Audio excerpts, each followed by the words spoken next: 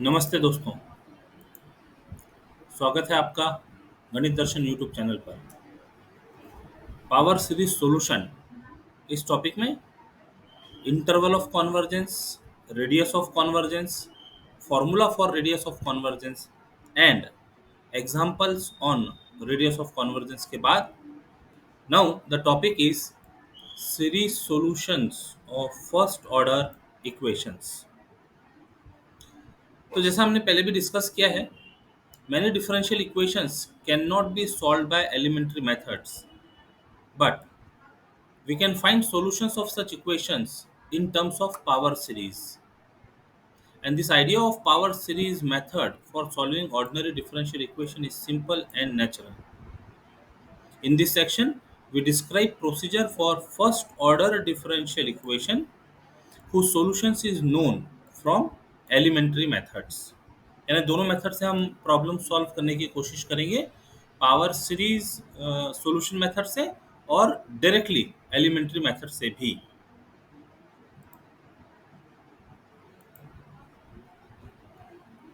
For an example, consider first order differential equation y dash equal to y, say equation number 1. Now we assume power series solution of this equation in the form of y is equal to summation a n x power n, where n runs from 0 से infinity. Full form में यदि लिखे तो y is equal to a nought plus a one x plus a two x square plus dot dot dot plus a n x power n plus etcetera. ये series को number दे देते 2, तो ये पावर सीरीज सॉल्यूशन इस form में होगी, ये ध्यान रखेंगे number 2। And suppose this solution converges for mod x less than r, means r is our radius of convergence where r is positive. Thus जैसे हमने ये सपोज किया, तो solution 2 this means this series of equation 1 is analytic at origin. We can differentiate it term by term. और यदि मान लो हमने origin put किया x equal to 0 पुट किया, तो we get y value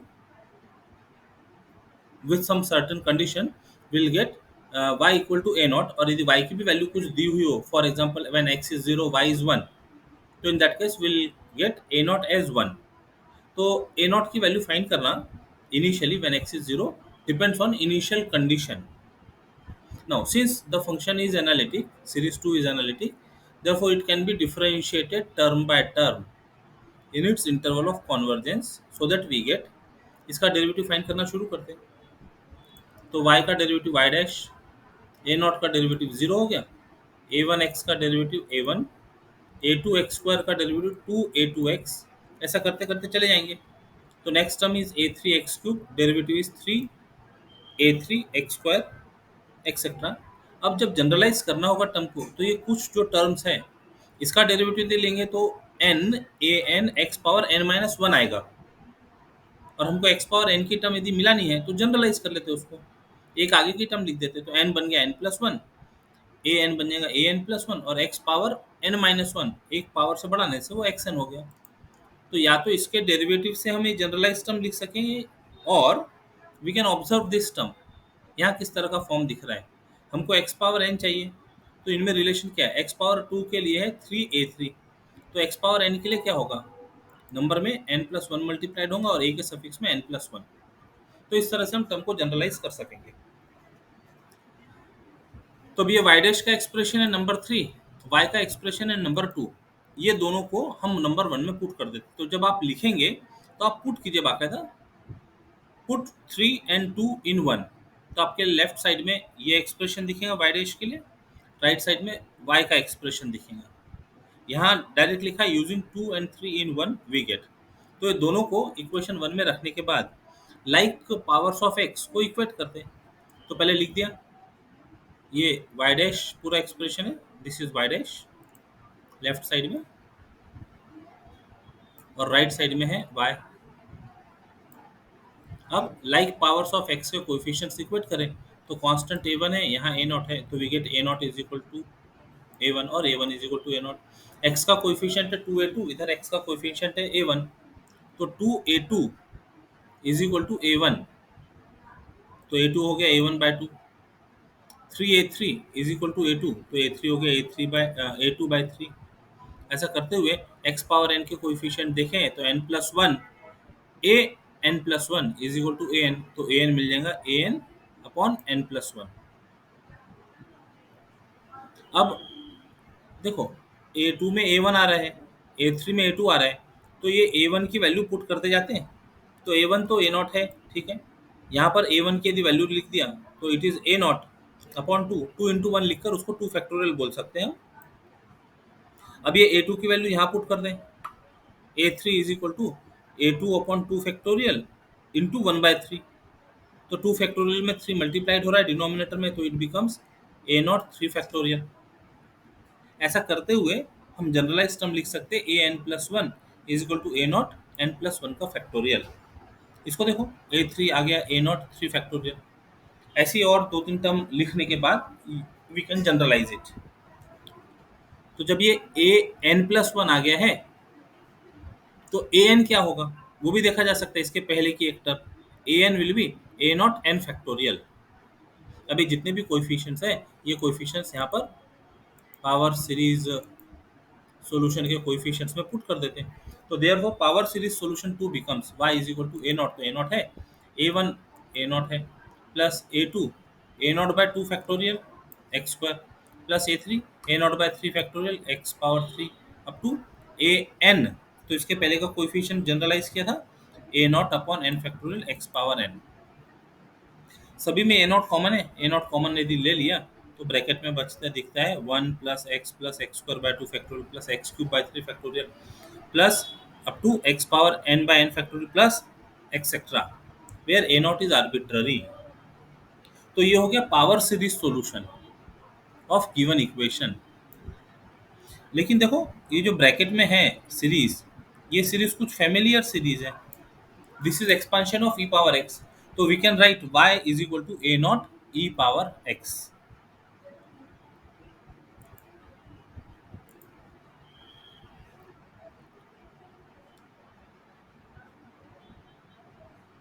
yes,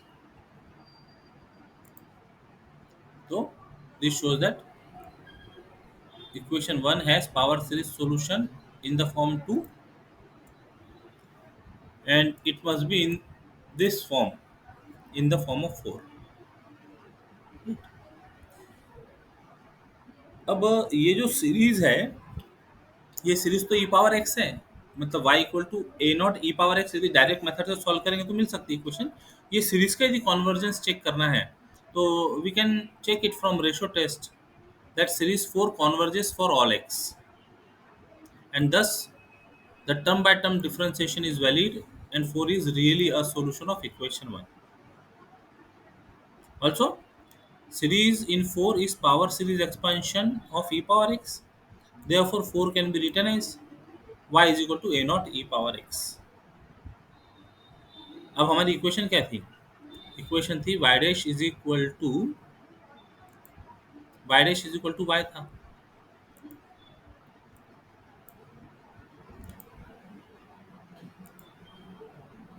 y dash is equal to y।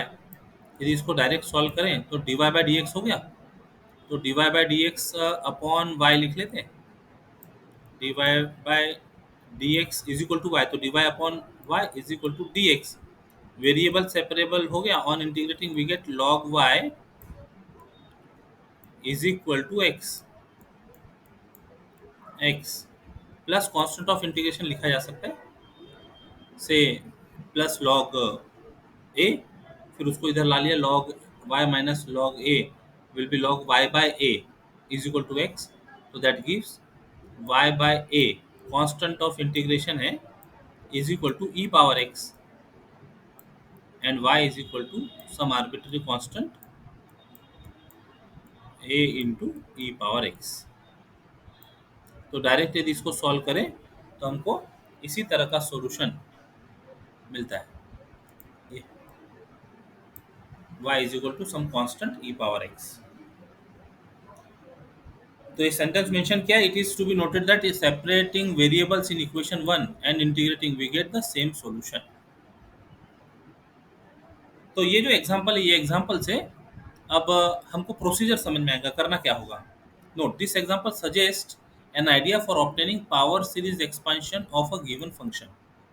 तो कोई function दिया हो तो सबसे पहले क्या करेंगे, उससे डिफरेंशियल इक्वेशन फॉर्म करेंगे और फिर solve this equation by power series method. और कुछ एग्जांपल देखते हैं अभी हम। How to find power series expansion of a given function by using power series solution method for solving differential equation has been illustrated in following examples.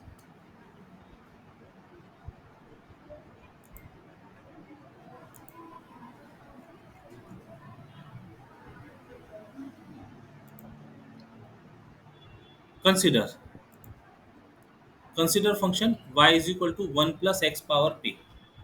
हमको power series solution find करना है। p is arbitrary constant दिया हुआ है। पहले तो differentiate कर लेते हैं इसको। तो डिफरेंशिएट करने पर we get y dash is equal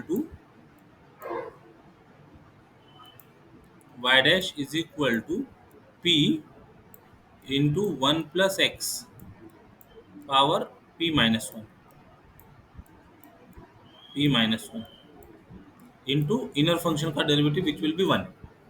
तो ये हमारा डिफरेंशियल इक्वेशन हो गया।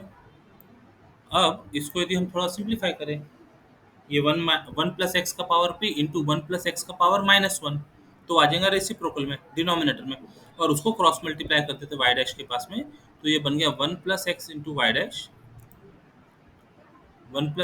वाई डैश, और इधर आ जाएगा पी 1 प्लस एक्स का power p which is y. तो this is the differential equation for equation 5। ऐसा भी कह सकते हैं 5 is the solution of this differential equation. अब यदि मान लो यहाँ कुछ इनिशियल कंडीशन लगानी है, तो कह सकते हैं कि this 5 is particular solution of this relation 5 is particular solution of 1 plus x y dash equal to p y subject to condition y@0 is 1। मतलब आर्बिट्री कांस्टेंट नहीं दिख रहा है यहाँ पर। ये तो 1 प्लस एक्स का पावर p दिया है फंक्शन के लिए, इसके अलावा कोई आर्बिट्री कांस्टेंट नहीं है। तो एक्स की वैल्यू जब जीरो पुट करें तो we get y is equal to 1 plus zero का पावर p यानी 1 का पावर p यानी कि 1। तो this is the initial condition. तो with this initial condition, solution of this differential equation will be y equal to 1 plus x power p, and this will be the particular solution. Now, we solve this equation 6 by method of power series solution. तो हम एक series suppose करेंगे, power series solution given by summation a n x power n, उसका full form, and it can be differentiated term by term. तो जो y2 और y3 है, इसके पहले जो लिखी थी वो लिखना होगा जब सॉल्यूशन आप लिखेंगे यहाँ पर, ठीक। और वो जो वैल्यू है y की, y is equal to a0 plus a1x plus a2x² etcetera, और उससे फाइंड किया हुआ डेरिवेटिव, ये सारे इक्वेशन 6 में जब पुट करेंगे, तो इक्वेशन 6 में पुट करते समय इसको पहले लिख लेना होगा।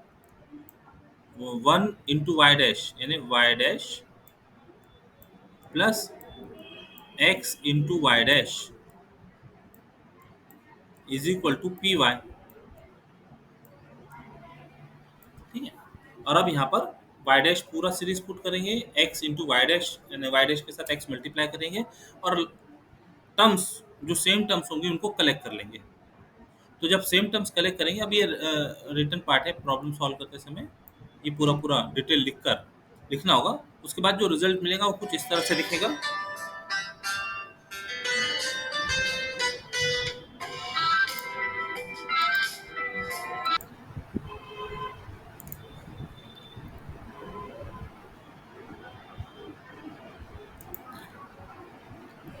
तो ये सब वाई डैश और एक्स वाई डैश पुट करने के बाद, लाइक टर्म्स कलेक्ट करने के बाद कुछ इस तरह का एक्सप्रेशन दिखेगा लेफ्ट हैंड साइड में, और राइट हैंड साइड में तो p इंटू वाई है, तो y की सभी टर्म में p मल्टीप्लाई हो जाएगा। अभी जो जनरल टर्म है, जनरल टर्म लिखने के लिए ध्यान से सुनिएगा, जब आपने 3 या 4 टर्म लिख दी, तो 3 या 4 टर्म को देखते हुए x पावर n की टर्म जनरलाइज़ की जा सकती है। x स्क्वायर के साथ में कोएफ़िशिएंट दिख रहा है 2a2 प्लस 3a3। इसका मतलब जब पावर n होगा, तो पहला टर्म तो होगा n और प्लस इससे एक बड़ा हुआ है, तो n+1 an+1। तो इस तरह से जनरल जनरल टर्म लिखी जा सकेगी। अब दोनों तरफ पावर सीरीज इन x है, तो इनके लाइक पावर्स को इक्वेट कर लेते हैं। यहाँ कांस्टेंट टर्म है a नॉट, यहाँ पर कांस्टेंट टर्म है a नॉट p। x का coefficient a1 plus 2a2 is equal to x का कोएफिशिएंट a1p। x स्क्वायर का coefficient 2a2 plus 3a3 is equal to a2p। ऐसा करते हुए x पावर n का coefficient n an plus n+1 an+1 is equal to anp और pan। Coefficients equate करने के बाद इनको सिंप्लीफाई करते हैं।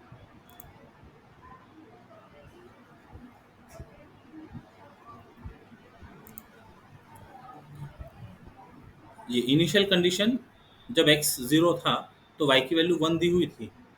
वो यदि पुट कर दें, तो a नॉट की वैल्यू 1, इसको हमने पहले भी डिस्कस कर लिया था।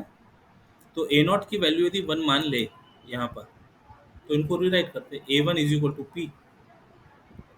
a1 की वैल्यू यदि p पुट करते हैं, तो p इधर गया, तो p कॉमन।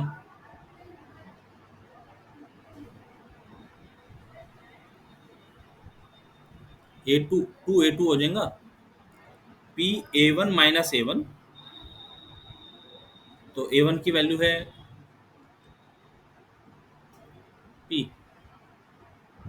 तो p square minus p common, we get p minus 1 into p। इसको सॉल्व करते हैं। a1 की वैल्यू रखा p plus 2a2 is equal to a1 की वैल्यू रखा p पहले से है इंटू p, यानी p स्क्वायर बोल दो ना।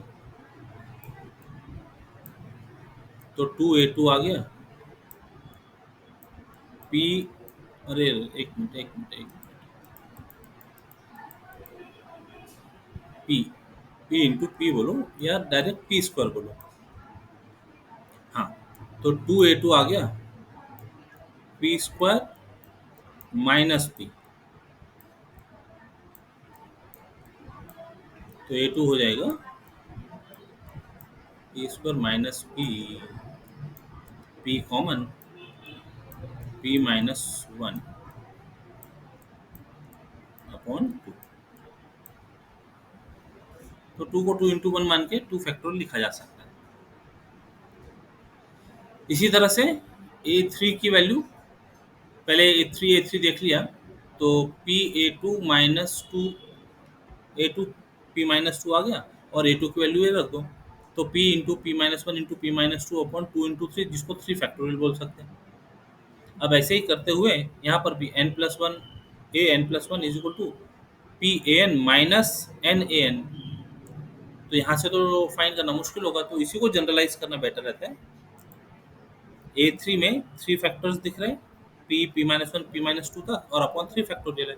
तो an में n फैक्टर्स देखेंगे, p p-1 p-2 up to p-n-1। 3 है तो यहाँ 2 दिख रहा है, अपॉन n फैक्टोरियल। अभी सारे कोएफिशिएंट्स हम वो जो पावर सीरीज था उसमें यदि पुट कर दें,